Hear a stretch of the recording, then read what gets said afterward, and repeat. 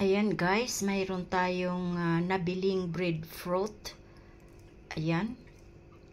At bumili na rin tayo na fresh na niyog.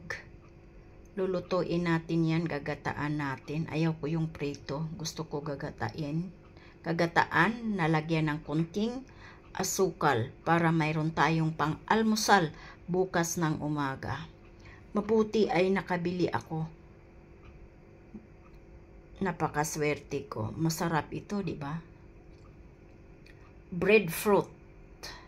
Nako. Parang kamote din to siya, di ba guys? Kaya ayan. Anuhin natin to at ilalaga. Lagyan ng gata. Unang sabaw natin yung pangalawang piga. Tapos lalagyan natin ng konting asukal ay pwede na.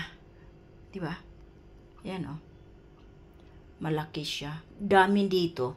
Dami noon. Dami doon sa mall na binilhan namin ng mga gulay. Ang dami niya, galing siya ng India. Ayan. Ayan, nabalatan na natin yung breadfruit natin. Ayan. At mayroon na tayong gata.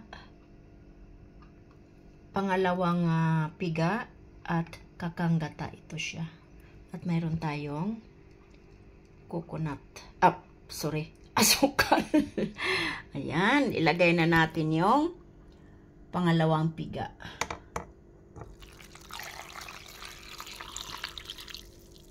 Ayan.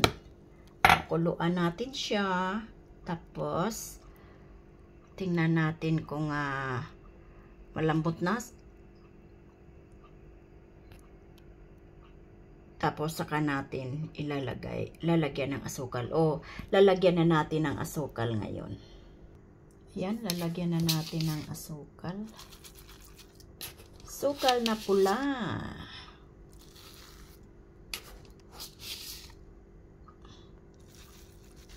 Yan, 3 spoon lang siya.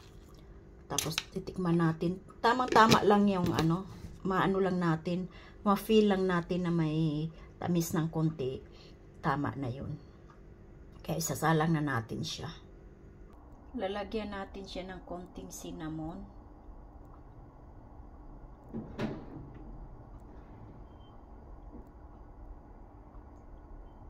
Tagal naman ng ayan.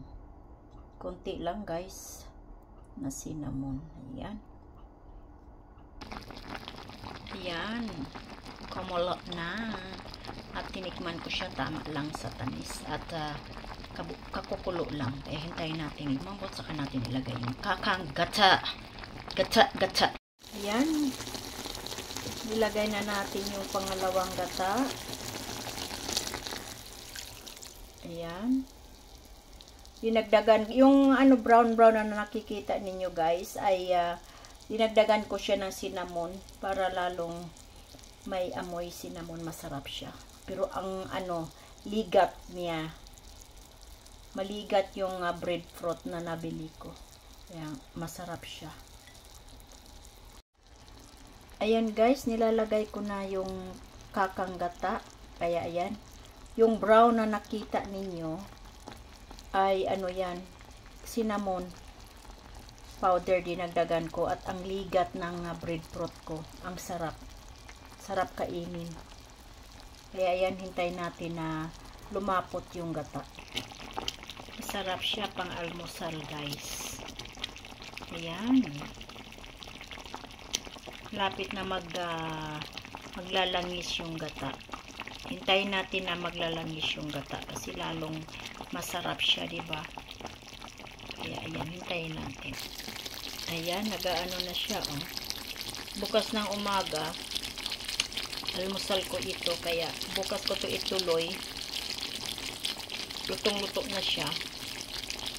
Kaya yan, nakikita na ninyo yung naglalamos na siya. Yan ang masarap. Diba?